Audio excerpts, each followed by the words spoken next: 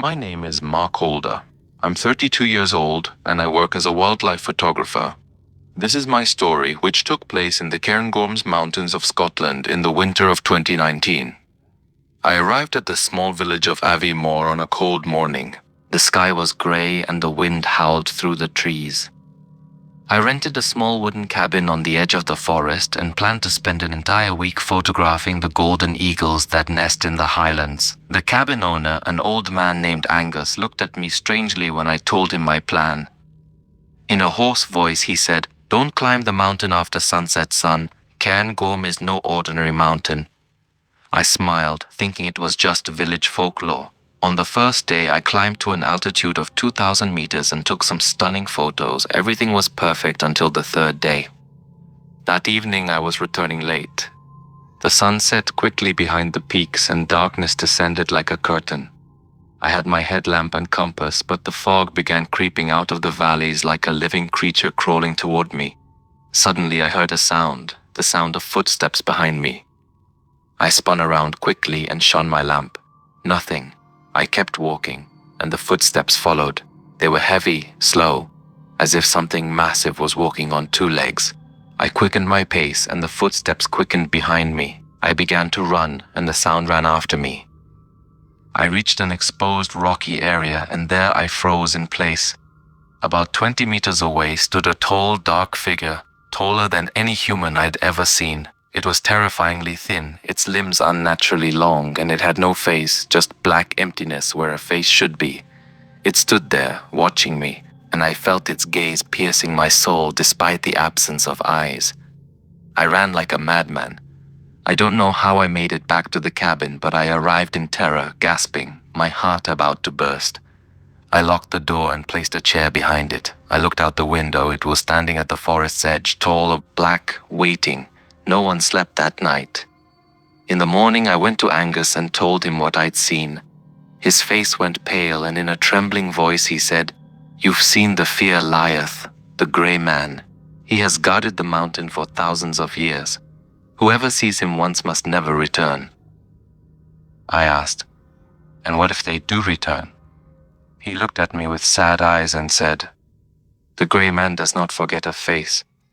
If you see him once, he will see you the second time, and there will be no third." I didn't believe him. I stayed in the cabin for 2 days, and on the third day I decided to go back. I was determined to get my photos. I climbed the mountain again, this time early, and returned before sunset. 2 more days passed peacefully, and I began to think what I'd seen was a hallucination, exhaustion, imagination. On the final night, I woke to a knocking on the window. It was 3 in the morning. The knock was soft, rhythmic, tap, tap, tap. I froze in bed, sweat pouring down my forehead despite the biting cold. The window was covered in frost from the outside, but I saw a shadow, a tall shadow standing behind the glass.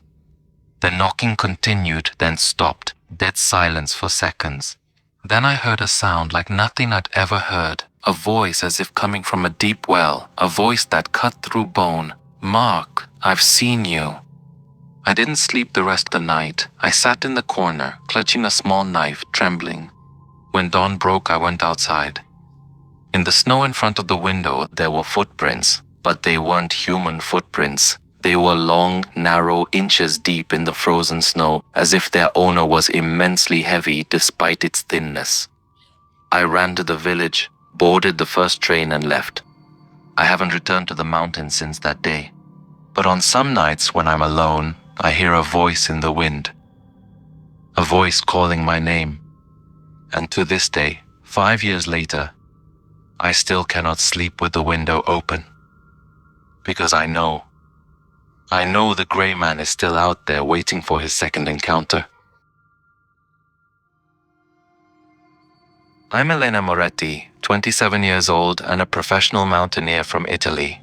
In the summer of 2021, I traveled to the Dolomites with my friends Marco and Paolo to climb the Marmolada Peak. We were 3 experienced climbers who had scaled tougher peaks than this, but something was different this time. The journey began normally. The weather was perfect, the sky clear blue and the air crisp and refreshing. We climbed until we reached an altitude of 3,000 meters where we set up our night camp on the edge of a rocky cliff. The view was breathtaking, the mountains stretching beneath us like a sea of stone, and clouds floating in the valley like white islands in a gray ocean. At sunset, we heard it for the first time, the sound of a woman singing. The melody was sad, beautiful, rising from the valley below. The voice was clear despite the wind, as if it was slipping through the crevices and rocks to reach us. Marco asked in amazement, "Who climbs at this hour?" I scanned the valley with binoculars. I saw nothing, no tent, no fire, no climbers. The voice continued, a slow, sorrowful song in a language I didn't understand. Paolo said it might be Old Ladin, the ancient language of the Dolomites. That night, I had a strange dream. I dreamed of a beautiful woman with long black hair in a white dress, standing on the cliff's edge and singing, reaching her hand out to me and calling my name. I woke in terror at 3 in the morning. I looked outside the tent. The moon was full, and fog filled the valley. I heard the song again, but closer this time. In the morning, we discovered that Paolo had vanished. His tent was open, his sleeping bag empty, and his boots still inside. No one could walk barefoot on these sharp rocks. We searched for him all day, calling his name, but no trace. We alerted the authorities via radio, and they said they'd send a rescue team the following morning. That night, we heard the song again, but this time, Paolo's voice was singing along. His voice was different, distorted as if in a trance. Marco and I hurried toward the source of the sound, descending into the dark valley, our headlamps cutting through the darkness. And suddenly, we saw Paolo. He was standing on the edge of a high rock, his eyes open but not looking at us, his lips moving as he sang the same song, and his hand reaching out toward the void as if someone was holding it. Marco screamed his name, but Paolo didn't respond. Then, he jumped. He simply took a step forward and disappeared into the darkness. We heard his body crash against the rocks, a hideous sound I will never forget as long as I live. Marco ran toward the edge, but I grabbed him hard. I screamed at him, "No, don't go near it." I realized then that there was something in this valley, something ancient and evil. That night we didn't sleep. We sat in the tent, trembling, listening to the song circling around us as if coming from every direction. Near dawn, I heard a new voice, Marco's voice, but Marco was sitting right next to me. I looked at him. He was pale, shaking, and his eyes were closed.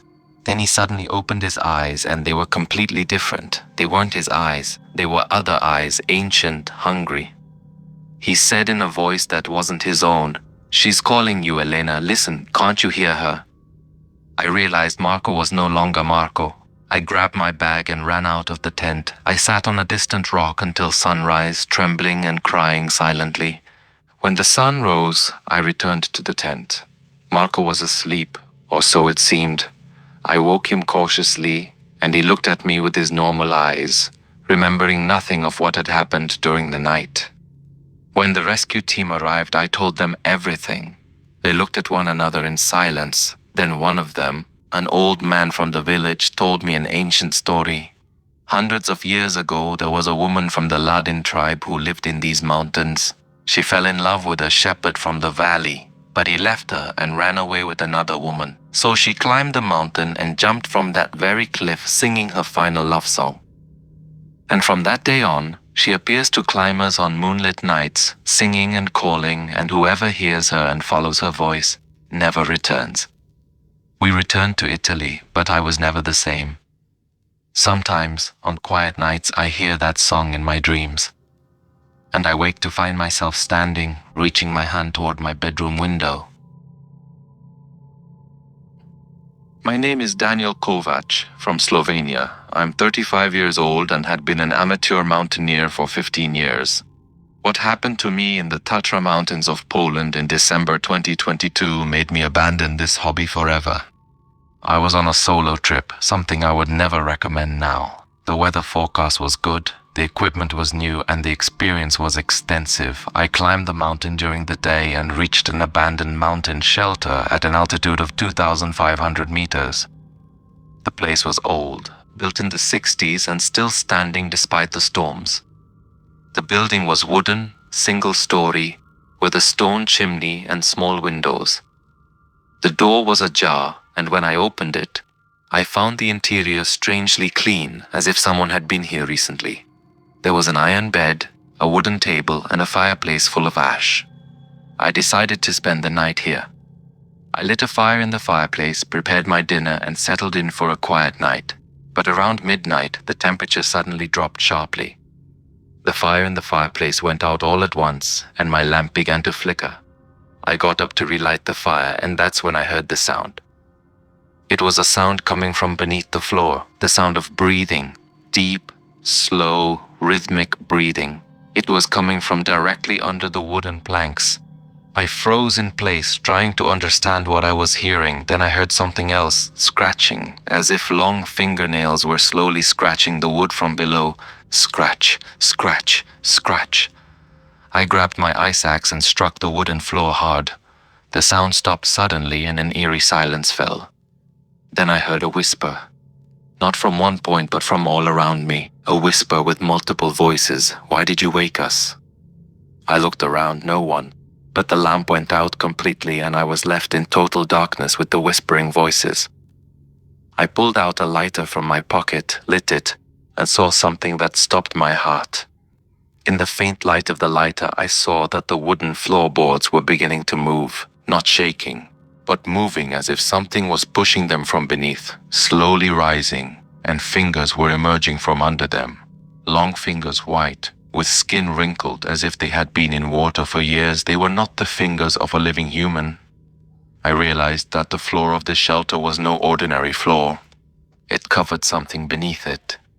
Something that had been sleeping until I woke it. I ran toward the door, but it slammed shut despite there being no wind. I pushed it with all my strength. It wouldn't budge. I looked out the window and saw the snow falling heavily, the wind howling. But what I saw outside was worse. There were shadows. Shadows moving in the snowstorm, tall and distorted, circling the shelter as if waiting for something.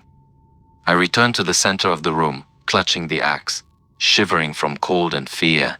The fingers kept emerging from between the cracks in the floor and the whispering grew louder. "Stay with us. It's warm beneath the snow. Come." Then I suddenly remembered. This shelter, I had heard about it. In the winter of 1968, an avalanche buried 10 climbers who were here.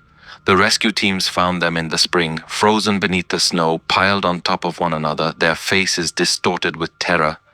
The shelter was rebuilt over the very spot where they were found, over the bodies themselves.